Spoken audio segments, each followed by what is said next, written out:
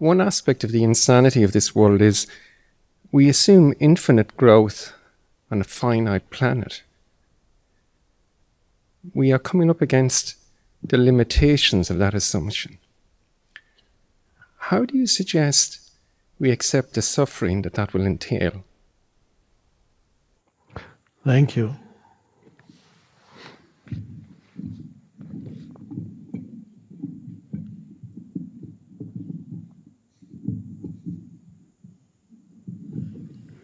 Okay.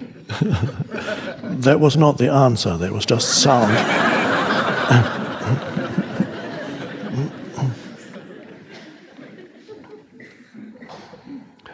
The structures that are in place, the economic structures now are a reflection of a certain state of consciousness, collective state of consciousness in humans, which is largely the egoic state.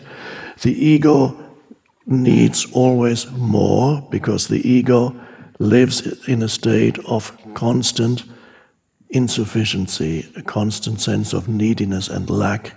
It does not feel it has arrived, it needs more.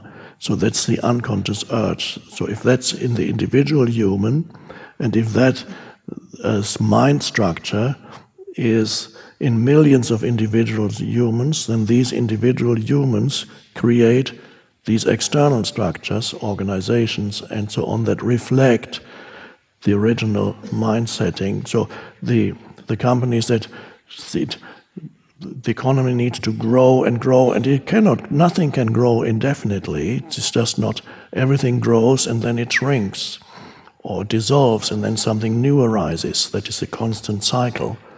And yes, of course, when something that is ego-created dissolves, it leads to suffering.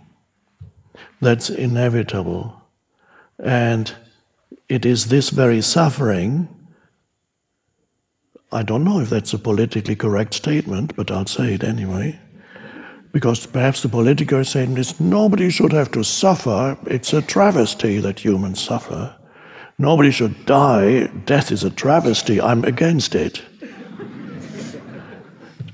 Of course, I'm against suffering. Yes, humans shouldn't suffer. It's just, that's not the reality of it. Humans create out of the unconsciousness. They bring about their own suffering, both on a personal level, and if you amplify that, on a collective level. Now, if on a personal level, you, out of the egoic unconsciousness, you embark on certain courses of action that reflect the egoic unconsciousness, you will encounter self-created suffering. You make others suffer around you, and they will make you suffer.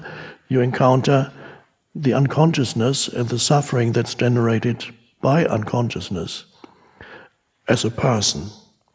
And the same applies to the collective. When the collective no longer works because it's the very foundation was delusional, then it creates suffering in humans. But as in the individual, the suffering, although it is created through unconsciousness, the redeeming feature behind suffering is that it's the very suffering that was created by unconsciousness that has the effect, potentially, of awakening you and transporting you beyond ego. And when that happens on a larger scale, it still applies.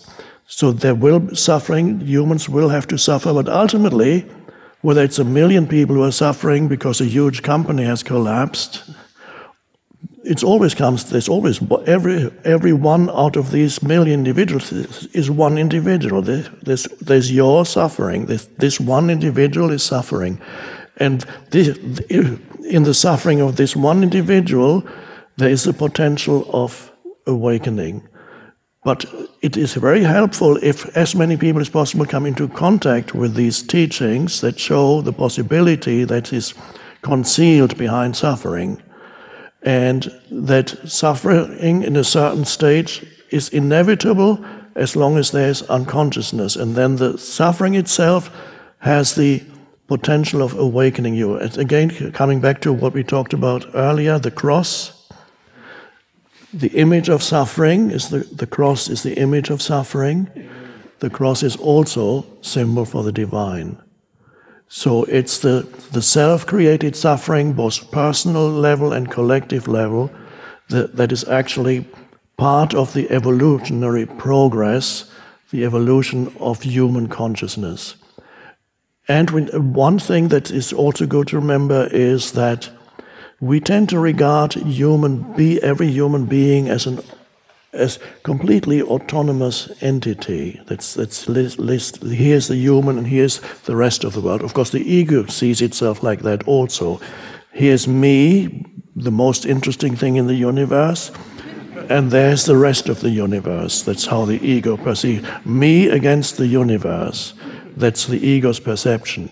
Of course, it's a misperception, and every human being is a temporary expression of the one evolving consciousness, a ray of light, so to speak, from the one source. And so every human being is an expression of that. There is the eternal consciousness, that is the eternal in you, is gradually awakening. And it awakens, in many cases, through the dream, an unpleasant dream. But that's a long story. Don't need to go. It may make sense to you just by giving you a little hint. There's a nightmare sometimes. My life had to become a nightmare before the awakening happened. If my life had not become a nightmare in my own mind, there would have been no awakening. So I'm very grateful that it became a nightmare. Because if you're in a nightmare, you don't want to carry on dreaming. You say, get me out of here. If you have a relatively pleasant dream with up and downs, I might as well stay here. I'm quite comfortable in this dream because here's another good meal waiting for me, and I'm going to eat this in my dream, and it tastes so good. I may be dreaming, but it tastes great. And then you're sick for a little while, but then there's something else. It's not. So your question is, how do you cope, or how do you explain? How do you accept the suffering that awaits us? Accept. And one small piece, I'm old enough that I will escape a lot of it, but I think about my children who will live in a world in which there will be a lot more limits and limitations. Yes, that may well be the case. So how do I help them? You help them by teaching them what acceptance really means, by making them more conscious, and you do that by being conscious yourself. And occasionally they might be open to hearing something that you say to them occasionally. Then they will be ready then, and they will be able to use the suffering. I mean, I've been. The first half of the 20th century was a dreadful nightmare for millions upon millions of humans. When the First and Second World War happened, genocide happened on an enormous, unimaginary scale. Insanity, often you can't even imagine the insanity of it. And you ask, will we have to go through something like this again? Maybe. Maybe yes.